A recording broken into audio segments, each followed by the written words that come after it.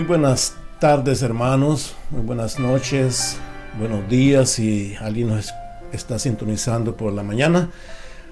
Reciban un saludo de parte de Elim Mission Christian Church en Sydney, Australia. Es un privilegio, como siempre decimos, y porque así lo creemos, de dirigirnos a ustedes a través de este medio. Y no solamente dirigirnos a ustedes, sino a través de la palabra del Señor, a través con el propósito de estudiar su santa palabra, con el propósito de conocerle más. Ahora es el día miércoles, segundo día del mes de febrero del 2022. Que el Señor esté bendiciéndonos y ayudando a cada familia. Ese es nuestro deseo. Vamos a comenzar orando, pidiéndole al Señor de que sea con nosotros en esta noche, de que Él con su misericordia, con su mano de amor, nos esté guiando, ayudando, dirigiendo esta enseñanza en esta noche. Oremos al Señor, digamos: Padre nuestro que estás en los cielos, gracias, buen Dios. Gracias te damos por tu amor, tu misericordia, oh Padre bendito, porque has sido fiel, oh Dios, y nos has mantenido en el hueco de tu mano. Te damos gracias. El enemigo acecha, la maldad acecha, pero tu mano es más poderosa, el Espíritu Santo que nos guía es más fuerte. Estamos confiados en tu protección divina, oh Padre bendito. Gracias te damos y lo pedimos que en esta noche bendigas a los oyentes, a los hermanos, a las hermanas, a los amigos, quien quiera nos esté viendo, sintonizando, y que la paz tuya, oh Dios, llegue a sus corazones, bendiciendo, trayendo sabiduría, oh Dios. Y bendícenos al momento que distribuimos este mensaje. Lo hacemos y lo pedimos en el nombre de Jesucristo, nuestro Señor y Salvador. Amén. Así es, hermanos, vamos a continuar en el estudio que hemos estado llevando. Las semanas anteriores estuvimos comenzando con el capítulo 5 del Evangelio de San Mateo, y estamos estudiando lo que se conoce como el Sermón del Monte, que incluye el Sermón del Monte. La primera parte incluye lo que se conoce como las bienaventuranzas. Ya vimos la primera bienaventuranza en el estudio pasado. La primera bienaventuranza que el Señor le trajo o les dijo a sus discípulos: los pobres, les dice, en espíritu. Los pobres en espíritu. Esa fue la primera enseñanza que el Señor les mostró a sus seguidores, aquel grupo de hombres, de personas, de discípulos que recién convertidos. Eso es lo maravilloso, recién convertidos, y el Señor los confronta con estas enseñanzas que les iban a cambiar el rumbo de su vida por siempre. Y iban a ser estas enseñanzas que iban a ser de gran influencia, no solamente para ellos, sino para lo que ellos iban a fundar. Porque recordemos que el Señor estaba hablando acá de las buenas nuevas, del Evangelio. Cuando habló el Señor Jesucristo de las buenas nuevas, y les dice: estas son las buenas nuevas, el reino de Dios se ha acercado. Y como ustedes, yo los he llamado a ustedes, ahora ustedes pertenecen a este reino de Dios. Y si pertenecen a este reino de Dios, deben de conducirse de acuerdo al mismo. Deben de tener reflejar estas virtudes, este fruto, que es lo que representa ser parte del reino de Dios. Y como pudimos ver la vez pasada, que cuando comenzó a decirles pobres, pobres en espíritu, daba a entenderles eso de que era algo diferente a lo que ellos estaban acostumbrados. Sobre todo, hermanos, que la base principal, y es la que voy a quizás a seguir repitiendo durante todos estos estudios que llevemos, que el Señor nos permita llevar, no sé cuántos, Pero recordemos que el Sermón del Monte cubre capítulos 5, 6 y 7 de Mateo. Pueden haber hay muchas enseñanzas. Y si el Señor nos permite, vamos a irnos a través de ellas. Pero el punto principal que el Señor les enfocó era, como ya lo vimos, era ese de la justicia de ellos tiene que ser mayor que la justicia de los religiosos. En otras palabras, Jesús vino a decirles: yo no he venido a establecer una religión. Yo no he venido a que ustedes sigan en esa religión. Yo no he venido a tener una competencia con la religión actual. No, porque les dice, ellos, los fariseos, los escribas, los publicanos, todos los religiosos prácticamente, tenían sus puntos de vista, su propia justicia, lo que ellos le llamaban justicia. Dar los diezmos, dar las ofrendas, hacer más obras de las que la ley les pedía, ayunar 3 veces a la semana, hacer grandes oraciones en público, hacerse que estaban mostrando que estaban en ayuno. Es decir, tenían un montón de actitudes externas, y que el Señor dice: eso no es el reino de Dios. El reino de Dios se caracteriza por otras cosas. Una de ellas, ser pobre en espíritu. Eso es lo que vimos la vez pasada. Ahora vamos a continuar y ver otras de esas virtudes o de esas enseñanzas o de esas características que el siervo de Dios va a tener. Y si usted me permite, vamos entonces a entrarnos a ello. Voy a compartir la pantalla y vamos a ver las otras enseñanzas que el Señor les dio a sus discípulos. Permítame un segundo, nos vamos acá.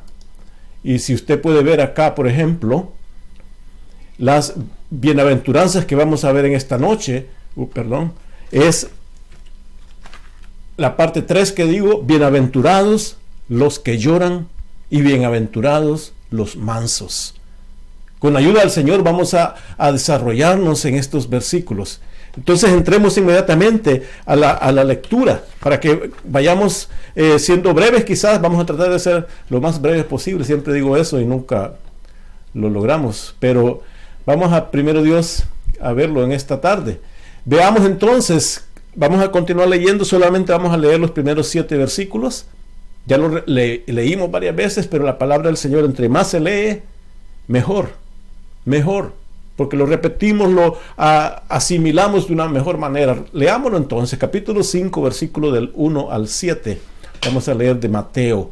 Viendo la multitud, dice, subió al monte, y sentándose, vinieron a él sus discípulos. Y abriendo su boca les enseñaba, diciendo: bienaventurados los pobres en espíritu, porque de ellos es el reino de los cielos. Bienaventurados los que lloran, porque ellos recibirán consolación. Bienaventurados los mansos, porque ellos recibirán la tierra por heredad. Bienaventurados los que tienen hambre y sed de justicia, porque ellos serán saciados. Bienaventurados los misericordiosos, porque ellos alcanzarán misericordia. Nos detenemos, como digo, en el versículo 4 y versículo 5, que dice: bienaventurados los que lloran, porque ellos recibirán consolación, y bienaventurados los mansos, porque ellos recibirán la tierra por heredad. Esas son las partes de las bienaventuranzas, que así se llama. Entonces, concentrémonos ahora. La vez pasada mencionaba en este cuadro donde ponía juntas las bienaventuranzas con la promesa, que ellas están ligadas. Recordemos que cada bienaventuranza tiene su promesa.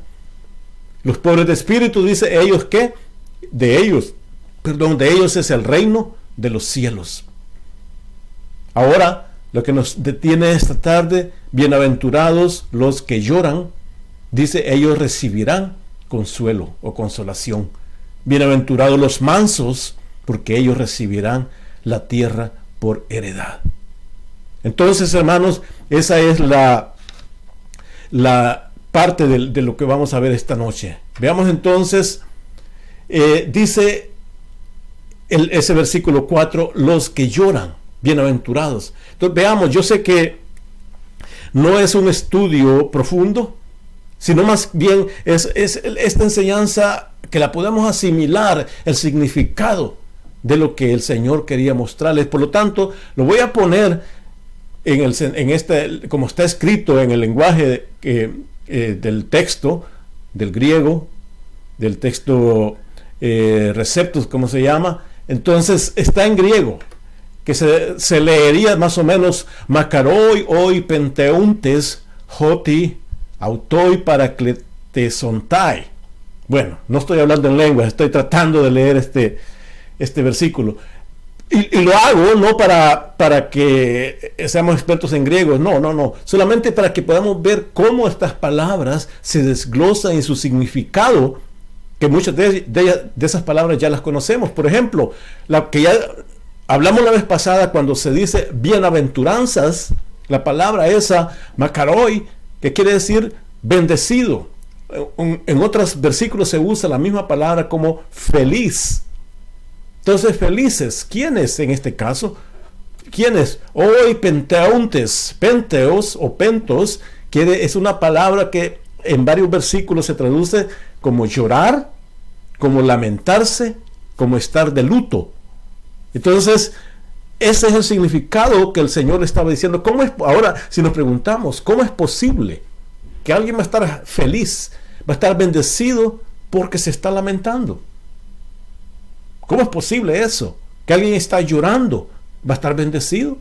Ya vamos a ver a qué se refiere este versículo. Ahora, bendecidos entonces los que se lamentan. Por lo tanto, dice Joti, la otra palabra que quiere decir por lo tanto, o sea, si se están lamentando y si son bienaventurados, es por algo. Dice por algo. Por lo tanto, es auto que ellos mismos, o auto, ya sabemos esa palabra que se usa en conjunción con otras. Auto quiere decir ellos mismos, ellos, individuos, ellos serán paracletesontai. Escuchamos esa palabra paracletos. Cuando el Señor dijo que era necesario que Él se fuera, pero que si Él se iba, dice, iba a mandar al Consolador, al Espíritu Santo. Que cuando habla de consolador, la palabra que se usa ahí es paracletos. Es la misma palabra que está usándose acá. Paracletesontai, consuelo. Consolador, paracletos, paracletesontai, consuelo. Entonces, es como la guianza del Espíritu Santo, la que el Señor ofrece a aquellos que lloran. Van a recibir su paracletos, van a ser consolados los que reciben o actúan de esa manera. Pero ¿qué es lo que sucede? Llorar, lamentarse. ¿Por qué? ¿Será cierto que todos los que lloran, todos los que se lamentan van a ser bendecidos o bienaventurados? Claramente que no. Claramente que no. Es como un niño llora de repente porque le quitaron el juguete. No se trata de ese tipo de llanto, ese tipo de lamentarse. No se trata de eso. No se trata de que tengo tristeza, entonces porque soy triste. Recordemos que hay gente que lloran por todo. Es decir, si fuera directamente esa de cualquiera que llora, entonces esos llorones serían los más bendecidos. Pero no se trata de eso. Otros porque tienen miedo. Hay mucha gente que tiene miedo y se frustra. Se frustra por el miedo. Lloran por ese miedo. Pero no se trata de ellos tampoco. O cualquiera, en cualquier lado.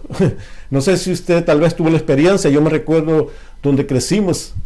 Habían algunos borrachos. Cuando tomaban, les agarraba de llorar. Eran borrachos llorones. ¿Se referirá a esos? Claro que no. No se trata de esos. No se trata de los borrachos llorones. ¿Qué se trata? Llorar, lamentarse, así como vimos la vez pasada, pobres en espíritu. Son estos valores del reino de Dios. No es cuestión de, como dije, de que me quitaron el juguete y voy a patalear, voy a llorar. No. Porque he reconocido ciertos valores, he reconocido los aspectos del reino de Dios, por eso me lamento, por eso lloro, por eso me entra ese dolor.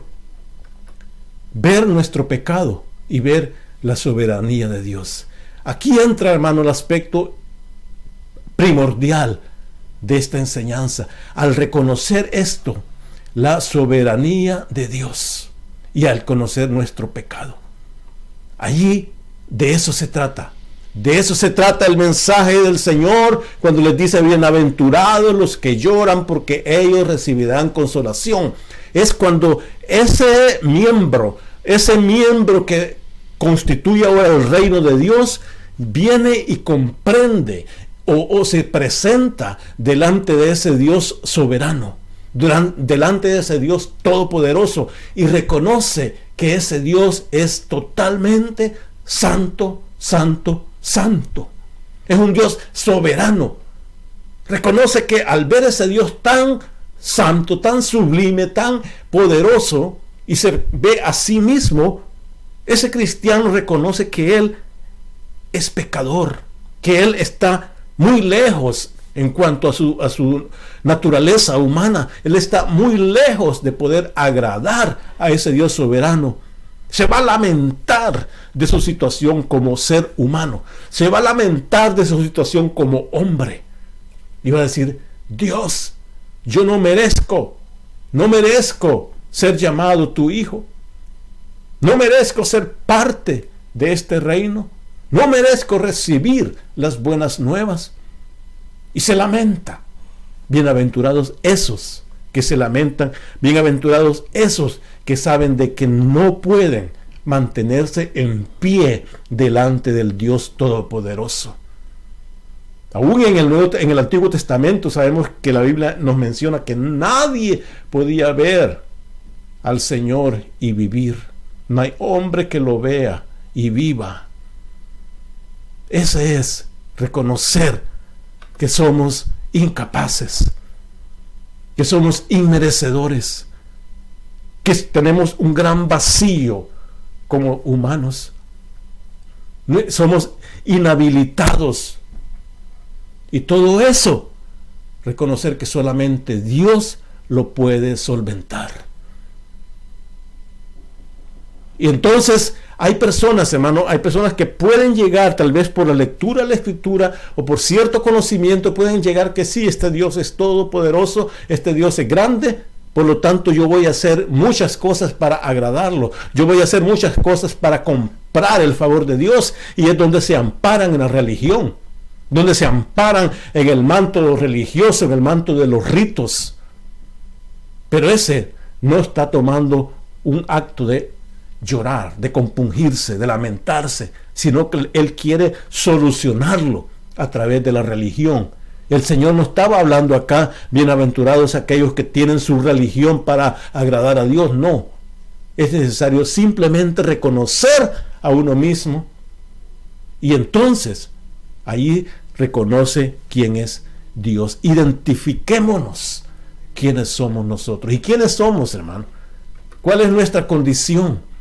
¿Cómo nos vamos a identificar correctamente delante de Dios? Si nosotros recordamos en el libro de Job, cuando el amigo, el compañero de Job se está discutiendo, está hablando con Job, y le dice, llegan a esta conclusión tan profunda que dice: ¿cómo pues se justificará el hombre para con Dios? Ellos llegan a este momento de comprensión cuando ven la grandeza de Dios y dice: ¿cómo podrá el hombre, el ser humano, justificarse para con Dios? ¿Y cómo será limpio aquel que nace de mujer? Es decir, todos. ¿Cómo vamos a ser limpios? Y aquí dice que ni aún la misma luna será resplandeciente, ni las estrellas son limpias delante de sus ojos. No hay nada que se mantenga en pie en la pureza al compararse con Dios. Y dice después el versículo 6: cuanto menos el hombre, que es un gusano, y el hijo de hombre también un gusano. Ese era el reconocimiento que estos hombres ahí con Job reconocieron. o llegaron a comprender. Eso, el hombre, delante de ese Dios poderoso, es un gusano. El Hijo del Hombre es otro gusano. Muchos no les gusta eso. Dicen, no, hermano, no diga eso, que nosotros hemos sido creados a la imagen de Dios, nosotros somos importantísimos. Importante gusano. Así dice Job. Claro, fuimos creados a la imagen de Dios, pero el hombre falló. Y al fallar se redujo. Al fallar descendió. Al fallar se separó de la relación con Dios. Y es allí donde el hombre tiene que reconocer esa bajeza. Es allí donde el hombre tiene que reconocer quién es. ¿Quién es? El mismo Dios le dice, en este caso, aquí estamos hablando de Job, después Jacob, Israel. El mismo Dios le dice, oh Jacob, tú eres un gusano. Figurémonos allí. No temas, gusano Jacob. Isaías 41, del 10 al 14, donde dice eso.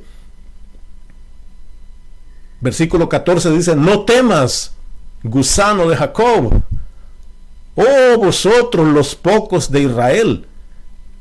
Yo te socorrí, dice Jehová, y tu Redentor, el Santo de Israel. ¿Qué es lo que sucede?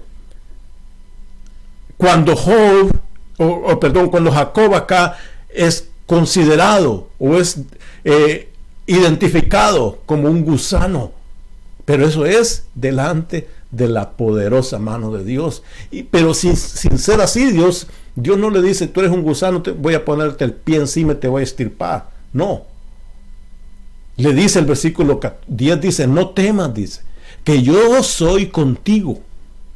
No desmayes, que yo soy tu Dios que te esfuerzo. Siempre te ayudaré. Siempre te sustentaré con la diestra de mi justicia. Versículo 11, he aquí que todos los que se airan contra ti serán avergonzados y confundidos. Serán como nada y perecerán los que contienden contigo. Los buscarás y no los hallarás. Los que tienen contienda contigo serán como nada y como cosa que no es aquellos que te hacen guerra. Si vemos el versículo 11 y 12, más adelante lo vamos a ver cómo el Señor, cuando habla de los mansos, cómo lo compara los injustos, los pecadores con los que son mansos. Lo mismo. Es decir, los enemigos, los que no son mansos, en este caso, los que no se reconocen a sí mismos en su condición, esos desaparecerán. Dice acá, esos no los vas a encontrar.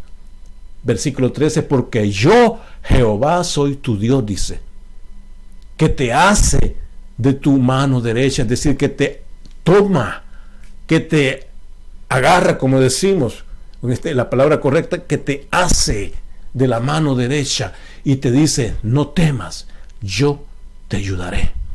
¿Cuándo es eso? Cuando Jacob reconoce que como gusano no puede subir a la presencia de Dios. Jehová le dice, no temas, yo te ayudaré. Pero ¿qué hubiera pasado si Job se presenta como el gran campeón, el gran poderoso, el gran fuerte? Allí no. Jehová dice, bueno, tú te vas a ayudar tú solo, a ver cómo te va. Es eso, hermano, es eso, es la verdad de reconocer o identificarnos correctamente con Dios. Jeremías dice, y yo dije, Señor Jehová, he aquí, no sé hablar, porque soy niño. Y me dijo Jehová, no digas, soy un niño, porque a todo lo que te envíe irás tú. Dirás todo lo que te mande. No temas delante de ellos, porque contigo estoy para librarte, dice Jehová. Jeremías reconocía su situación. Soy como un niño, no puedo hablar. Soy tartamudo. soy incapaz. No sé si dijo soy gusano, pero no, por lo menos dijo no puedo. El Señor le dice, está bien, pero no lo digas ya, porque yo te ayudaré. Yo estoy para librarte, dice Jehová. Hermano, esa condición es llorar, lamentarse.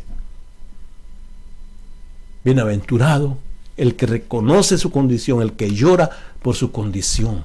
Hermano, ahora, ¿qué sucede? Ese reconocimiento, ese enlutamiento, ese lamento de sentirse tan lejos de la autoridad o de la santidad de Dios. Ese lloro, ese compungimiento, produce algo. Debe producir algo. Porque ¿de qué sirve, hermano? ¿De qué sirve lamentarse? ¿De qué sirve aún reconocer la condición, pero no se actúa? Hay cierto lamento que produce muerte.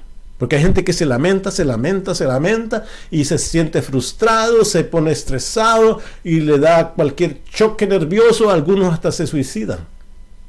Eso produce muerte. Pero cuando uno es compungido de Dios, va a producir arrepentimiento y salvación. Ese es el propósito por lo cual el Señor dice, bienaventurados los que lloran. ¿Por qué? Porque como dice Pablo en 2 Corintios 7, 8 al 11 dice, aquí donde, antes de leer esto, le voy a decir qué es lo que sucedió. Pablo les había escrito a los hermanos de Corinto, les escribió una carta y les dijo sus cosas, ¿no?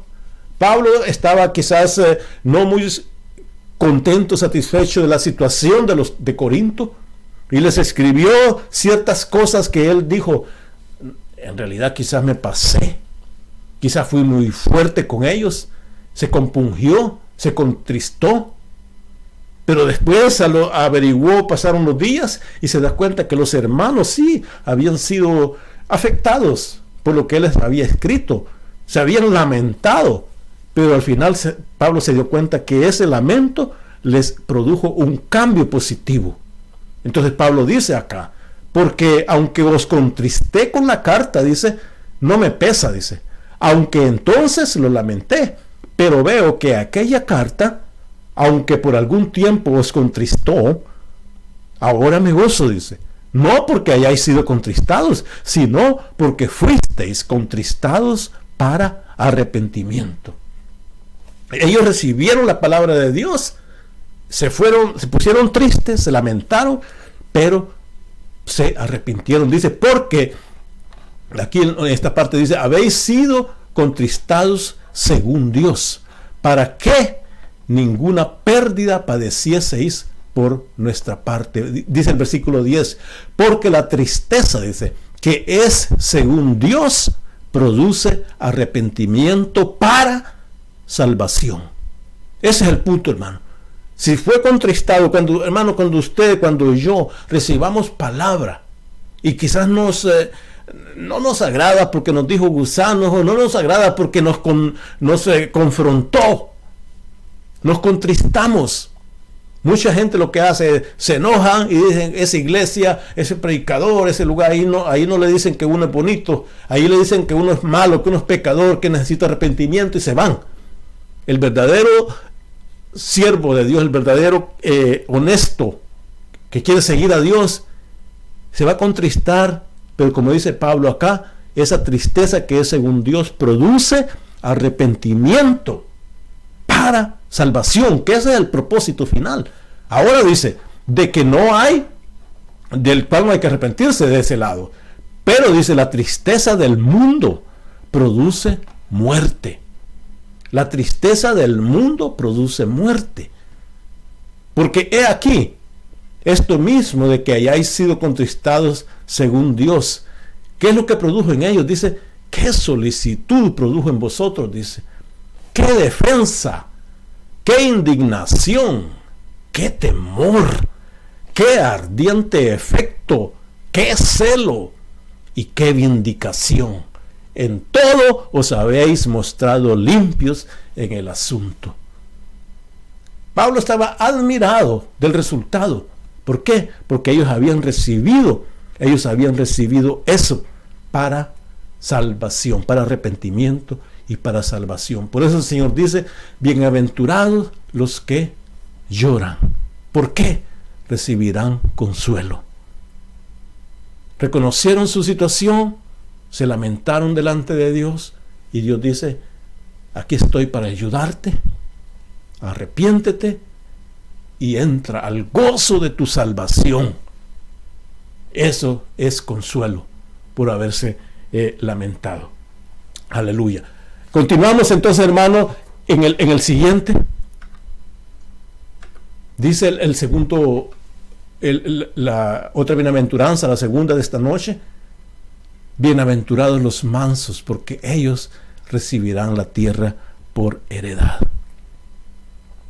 Mansos.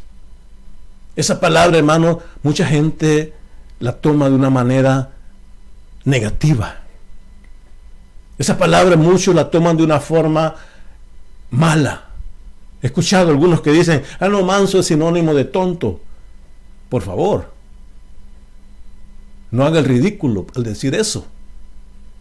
Ese es ser ignorante. Cuando el Señor mismo dijo, ya lo vamos a ver, que Él era manso. Ser manso, lo que la Biblia enseña, si uno se dedica un momentito para aprenderlo, es más, es algo especial, es algo fuera de la mayoría de nosotros. Es algo tan lejos de la actitud normal del ser humano. Veamos, en el griego praeis o praus, que lo traduce en otra forma, manso, apacible, gentil, humilde. Esa palabra se traduce en todas esas formas. Aquí en este versículo lo han traducido como un manso, un humilde, un apacible. No sé si usted recuerda o ha estudiado o ha leído alguna vez del famoso escritor o filósofo griego Aristóteles. Aristóteles, que obviamente su lenguaje era el profundo griego. Él sabía distinguir esta palabra y él dice, praus, praeis, este manso, apacible, gentil, humilde, es una palabra céntrica, una palabra del centro. Por un lado se encuentran las personas que se injurian rápidamente, se enojan rápidamente. Y por otro lado, aquellos que no les importa nada en la vida. Aquellos que se está cayendo la casa y ellos con las manos cruzadas. Y por otro lado, aquellos que uno los mira y empiezan a enojarse. Eso es lo que decía Aristóteles. Es una posición media entre los dos extremos. Uno, el de enojarse sin razón, y el otro, el de no molestarse por nada. Entonces, ni una es buena ni la otra es buena. Manso es en el centro. Eso es lo que daba a entender Aristóteles y es una buena explicación que él daba. ¿Por qué? Porque recuerde usted, hermano, no sé si usted, yo no sé, yo creo que ninguno de ustedes, pero por algún lado, más de alguno ha de haber, ¿no? De esos que se levantaron como dice, se levantó con el pie izquierdo, que por la mañana, y que se enoja por todo, que está caliente, se enoja, que está helado, se enoja, que llueve, se enoja, que no llueve, se enoja, que está lleno, porque se enoja porque va a engordar, que no comió, se enoja porque no ha comido, se enoja por todo, se enoja porque tiene que ir a trabajar, se enoja porque no tiene trabajo. Esa gente, hermano, inestable, eso es tan lejos de ser mansos, tan lejos de ser humildes, tan lejos de ser gentiles, apacibles. El Señor dice, bienaventurados los mansos. Bienaventurados los mansos. Hermano, esa es una de las, como digo, una contraposición de la naturaleza humana, porque ¿qué es lo que el ser humano normalmente quiere? Es ganar. Ganar. No sé si a usted le ha pasado, pero yo hace un tiempo ya dejé de consultar o de meterme mucho en las redes sociales. Facebook y cosas por el estilo. ¿Por qué? Porque me di cuenta de que la mayoría de gente está ahí para acusar. Si usted da una opinión, vienen ellos que son más sabios que los sabios y empiezan a dar su opinión, no en el sentido de construcción, sino en el sentido de sentirse bien, de sentirse mejor, de sentirse importante, de sentirse que ellos conocen todo. Arrogantes. Entonces mejor uno no va a perder el tiempo ya en eso. ¿Por qué? Porque no se puede dar una frase correcta, una expresión, una idea. Porque hay otros que ellos quieren poner su mejor idea. Son los ganadores, quieren ganar todo, no importa. Esa gente como Machiavelli, no sé si usted conoce ese escritor italiano Machiavelli, él decía, lo importante es llegar, no importa cómo. Lo importante es el propósito final, no importa los medios, pase usted encima de quien sea. Si hay que comprar esclavos, compre. Si hay que vender esclavos, véndalos, no importa, usted va a llegar a ese propósito. No, eso no es ser manso, eso no es ser humilde, eso es ser arrogante, eso es ser enaltecido, eso es ser todo menos lo que el Señor dijo. ¿Qué es lo que dijo el Señor? Hay que ser imitadores de Jesús. Dice, llevad mi yugo, dice en Mateo 11:29, sobre vosotros y aprended, dice, aprended de mí. Esa palabra, aprended, ¿qué es? No es algo que nos va a llegar como por arte de magia. No es algo que nos va a llegar así como un iluminado. No, aprended. ¿Cuándo aprendemos? Cuando no sabemos. Cuando no sabemos es cuando aprendemos. Entonces, es decir, si el Señor dijo, aprended de mí, es decir, que lo miremos a Él, porque nosotros no sabemos. Nuestra naturaleza, como ya vimos, de gusano, esta naturaleza no nos permite ser mansos. Por eso tenemos que ver a Jesús, nuestros ojos en Él, para así aprender de mí, dice, que soy manso y humilde de corazón. Aquí, hermanos, está la respuesta para muchos problemas. Dice, y hallaréis descanso para vuestras almas. El estrés que cantidad de gente está viviendo estresada. ¿Por qué? Porque no han aprendido de Jesús, que es manso y humilde de corazón. Si uno aprende de Él eso, dice, hallaréis, escuche eso, hallaréis descanso. No dice, se pondrán estresados, no, hallaréis descanso para vuestras almas. La gente que se anda comiendo las uñas porque no haya, que la economía va para abajo, que la guerra que ya viene con Rusia, no, hermano. Es cierto, todo eso uno ya lo sabe porque la Biblia nos ha dicho. Hay que estudiarla, hay que comprender, hay que informarse. Pero no para asustarse, no, para probar una vez más de que la palabra de Dios es verdadera. Hallaréis descanso. Entonces, esa es, hermano, eso es ser manso y humilde de corazón. Pablo les dice a los hermanos de los filipenses, les dice, en ustedes les dice, tiene que haber, dice, en vosotros este mismo sentir que hubo también en Cristo Jesús. ¿Cuál sentir? El cual Jesús, siendo en forma de Dios, no estimó el ser igual a Dios como cosa que aferrarse. Imagínense. Ahí es donde es la mansedumbre, ser manso y humilde de corazón. Como digo, mucha gente lo considera una palabra mala. No.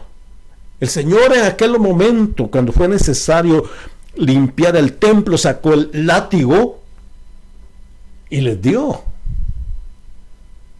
Les dio, hermano. Les tiró fuerte. Si no se apartan, les va a ir mal. El Señor sacó ahí, ¿me entiende? La fuerza, su karate. Porque era necesario. Eso no quiere decir que no era manso. Él velaba por la santidad del templo. Pero en otro momento, cuando estaba en la cruz, Él pudo haber llamado, como le dijeron los ángeles, que vinieran a favorecerlo, a ayudarlo, a destrozar a los soldados, a los romanos. Pero no lo hizo, dice, no estimó el ser igual a Dios como cosa a que aferrarse. Sino dice que se despojó a sí mismo. Esa divinidad, él la despojó. Abandonó por ese momento la divinidad en una forma indirecta, podría decirlo. Tomando forma de siervo. Recuerde que estaba en la cruz.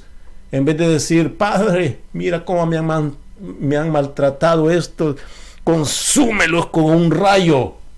No, él les dice, perdónalos, porque no saben lo que hacen. Fue hecho semejante a los hombres. ¿Cuáles hombres? Los que ya vimos. Bajo. Y estando en esa condición de hombre, se humilló a sí mismo, haciéndose obediente hasta la muerte, y la muerte de cruz. Y la muerte de cruz. Ese, hermano, es la condición de ser manso y humilde de corazón. Vamos a ir un poquito más rápido para terminarlo. En Corintios, Pablo dice, se me ha dicho, y me ha dicho, el Señor le había dicho a Pablo, le dice, bástate mi gracia. Suficiente mi gracia, no hay nada más, porque mi poder se perfecciona en la debilidad. Aquellos que andan orgullosos sabiéndolo todo, bueno, el poder de Dios no se perfecciona en ellos. Por lo tanto, dice, de buena gana me gloriaré más bien en mis debilidades, para que repose sobre mí el poder de Cristo. Por lo cual, por amor a Cristo, dice, me gozo en las debilidades, en las afrentas, me gozo en las necesidades, me gozo en las persecuciones, me gozo en las angustias, porque cuando soy débil, entonces que yo soy fuerte. ¿Por qué? Porque no es en mí, es en mi mansedumbre, es en mi debilidad. Y Pedro dice, humillados, dice Pedro, bajo la poderosa mano de Dios, para que Él os exalte cuando fuere tiempo, echando toda vuestra ansiedad sobre Él, porque Él tiene cuidado de vosotros. Él tiene cuidado de todos si echamos nuestra ansiedad sobre Él. Y finalmente, dice Isaías, mi mano, dice, hizo todas las cosas. Y así, todas estas cosas fueron, dice Jehová. Pero después dice, pero miraré a aquel que es pobre y humilde de espíritu, y que tiembla a mi palabra.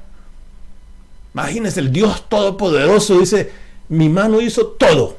Mi mano es la que ha hecho todo. Todo esto, todas estas cosas fueron hechas por mí, dice Jehová.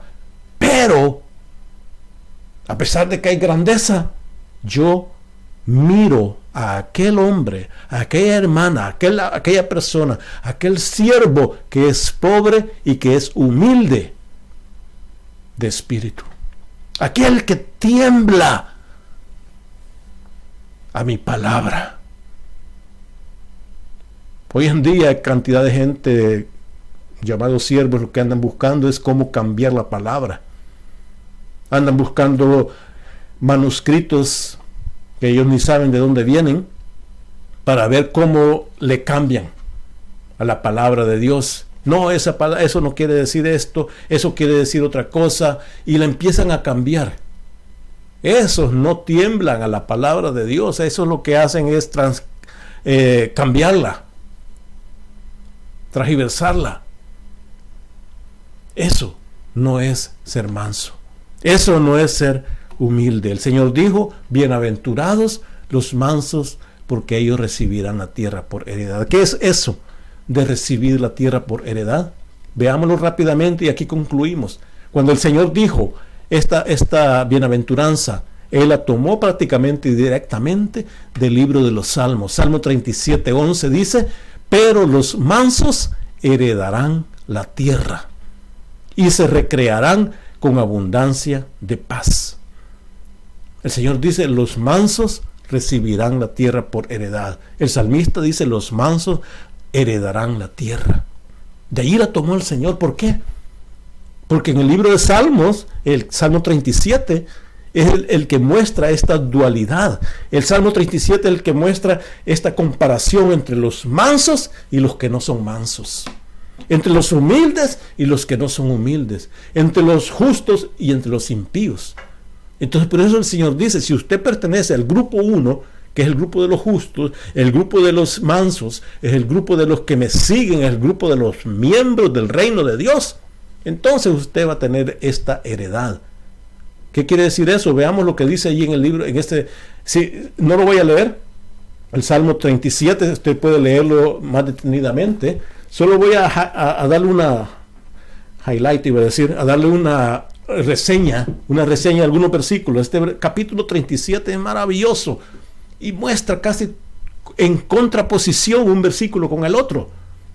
La condición del que no es humilde, la condición del que no es manso y la condición de aquel que es manso. Por ejemplo, en el versículo 3 dice, el que confía en Jehová y hace el bien, y habitarás en la tierra y te apacentarás de la verdad. Otro versículo 9 dice, pero los que esperan en Jehová, ellos heredarán la tierra. Versículo 11 dice, pero los mansos heredarán la tierra, lo que habíamos leído anteriormente. Versículo 18 dice, y la heredad de ellos será para siempre. 22 dice, porque los benditos de él heredarán la tierra. Más adelante el 27 dice, apártate del mal y haz el bien y vivirás para siempre. Después dice, porque Jehová ama la rectitud y no desampara a sus santos, para siempre serán guardados.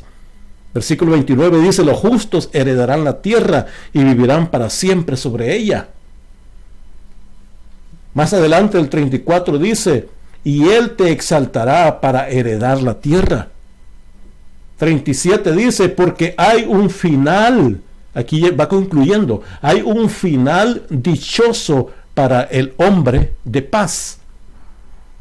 39, pero, y a esto llega, este es el propósito, versículo 39, la salvación de los justos es de Jehová. Versículo 40, los libertará de los impíos y los salvará. Cuando habla de heredar la tierra, está hablando de esto, aquí mismo lo dice, que la salvación de los justos es de Jehová y él los salvará. Jehová salvará a los justos porque la salvación es de él, y es así como les va a dar esa herencia. Así, salvándolos, es como va a darnos la tierra por heredad, es decir, su tierra nueva, los cielos nuevos, la tierra nueva, la salvación, pertenecen a Jehová. Él la dará a los mansos. Hermano, esa es la respuesta que el Señor estaba dando. Rápidamente, ya lo leímos acá, solo quiero compararlo acá, algunos de esos casos que menciona el capítulo 37 de Salmos. En el caso de ver el impío y el manso, en el impío dice, el versículo 1 y 2 dice que como hierba serán cortados los impíos. Dice que serán destruidos, el versículo 9. Dice, ya no existirá más el malo, el versículo 10. El Señor se reirá de ellos, dice. Es decir, de los que no son mansos, de los que no han reconocido su corazón delante de Dios como pecadores. Dice, viene su día para ellos. Su misma espada los matará. Serán quebrantados, perecerán. Hermano, todo eso es para aquel que hace su propia justicia, su propio yo, su arrogancia, y no se dedican a aprender de Jesús, que es manso y humilde. Porque el manso, ya lo leímos, dice, habitará la tierra, se apacentará de la verdad, recibirá las peticiones del corazón. Jehová hará por él. Heredará la tierra, abundancia de paz, Jehová lo sostiene. Hermano, esa comparación vemos en ese salmo. Continúa, por ejemplo, el versículo 20 dice que los impíos serán consumidos. Dicen que serán destruidos. Su descendencia será destruida. Serán destruidos otra vez, dice. Desaparece, dice. Serán destruidos otra vez, dice. Hermano, todo para ellos, para los que rechazan el llamado del reino, hay destrucción. No lo digo yo, la Biblia lo dice, aún el salmista lo dijo desde hacía muchos años. Por eso el Señor tomó esa bienaventuranza de este Salmo 37, porque ya estaba establecido que así sería. Los mansos heredarán para siempre, dice. Serán saciados. Jehová los sostiene de su mano. No es desamparado. No mendiga pan. Ahí mismo dice el versículo 25. El justo no mendiga pan. Vivirá para siempre. Será guardado para siempre. Heredarán la tierra. Tendrá un final dichoso. Será salvo. Hermano, eso es ser manso. El que es manso recibirá la tierra por heredad. Terminamos acá repitiendo el versículo 4 y 5. Bienaventurados los que lloran, porque ellos recibirán consolación. Bienaventurados los mansos, porque ellos recibirán la tierra por heredad. Quiera Dios, hermano, que deseemos, que tengamos ese deseo de aprender más del Señor. Nos faltan estas características, nos faltan. Necesitamos crecer en reconocer nuestra calidad de humano, que somos necesitados, que nos lamentamos. Necesitamos crecer en la mansedumbre. Si es así, hermano, hay una gran promesa para nuestras vidas. Hay una gran promesa del mismo Señor Jesucristo. Y eso es la justicia que pertenece al reino de Dios, las buenas nuevas. Que el Señor nos ayude y nos siga bendiciendo. Oremos, Padre bueno. Gracias, Señor. Gracias por tu amor, tu bondad, tu misericordia, y por habernos permitido estudiar estos versículos y poder comprender de que realmente, oh Dios, necesitamos tremendamente tu ayuda para aprender más de ti. Bendícenos, Señor, bendice a tu pueblo, y tu Espíritu Santo nos dé esa transformación para poder realmente ser parte profundamente de estos seguidores tuyos, Señor, tus discípulos. Ayúdanos, Señor, bendícenos. Lo pedimos en el abundante y grandioso nombre de nuestro Señor Jesucristo, nuestro Dios y Señor. Amén. Aleluya. Que el Señor les bendiga, hermanos, y con ayuda del Señor en la próxima oportunidad vamos a seguir estudiando estas bienaventuranzas.